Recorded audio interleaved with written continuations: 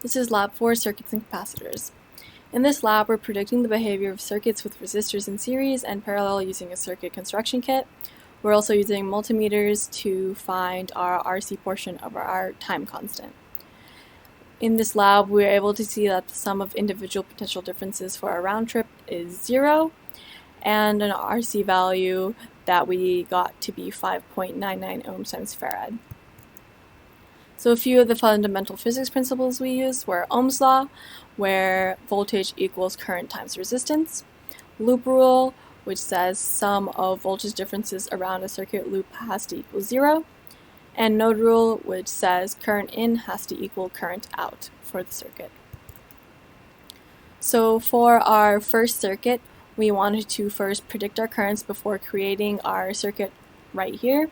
So because our circuit was in series, we added our resistances from our resistors and then used that value in Ohm's law to find that our current for our circuit would be equal to 0.02 amps, which we were able to see after constructing our circuit to be true. And then when we inserted our ammeter backwards, we found that our ammeter still read 0.02 amps.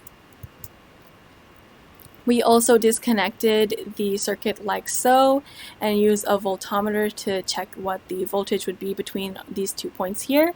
And we saw that it would show 3 volts because of the combined electric potential difference from these two batteries of 1.5 each. And we were able to see that the ammeter would read 0 amps because the voltmeter has a high resistance, so the current isn't able to pass through to give the ammeter a reading. We then wanted to look at circuit charge and energy conservation in this circuit here, and we did so using a voltmeter to find the potential difference between each of these points, A, B, B, C, etc. And we were able to see from A to B we found a voltage of 3 volts, C to D negative 0.959 volts, and E to F negative 2.041 volts, and otherwise it would be 0 volts everywhere else, and we graphed that, and we were able to see that the only time there was a change in voltage was when the current passed a resistor. And from this we were able to see that the sum of the individual potential differences for our round trip would be equal to 0, as according to the loop rule. And then we also found the resistances of the 47 ohm resistor and the 100 ohm resistor, in addition to the wire and ammeter, using Ohm's law and calculated these values here. We also made a few observations for our RC circuits. So once our bulb and capacitor are connected in series to a battery, our bulb will light up and then it eventually dim to go out when this capacitor is fully charged.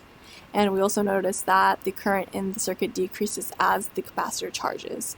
So for a 10 ohm bulb, we saw that the time to charge was 6 seconds and the time to discharge was a little bit more than 6 seconds. And both of these values, time to charge and discharge, nearly doubled for the 20 ohm bulb. We then found some time-dependent voltages to find our RC value.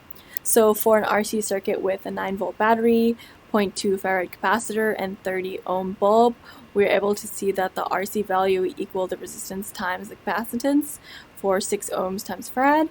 And then we found potential differences for times up to 20 seconds and graph that so we could obtain a slope that would help us find our RC value, as according to these equations here.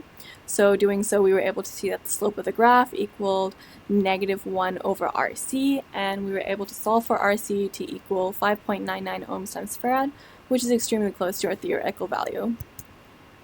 So if we did this lab in real life with an actual ammeter instead of an ideal one, we would see that the ideal ammeter has 0 resistance, so the current flowing through the circuit is unaffected by its presence. And the real ammeter has some small amount of resistance, so it would only slightly affect the circuit, but still affect the circuit nonetheless.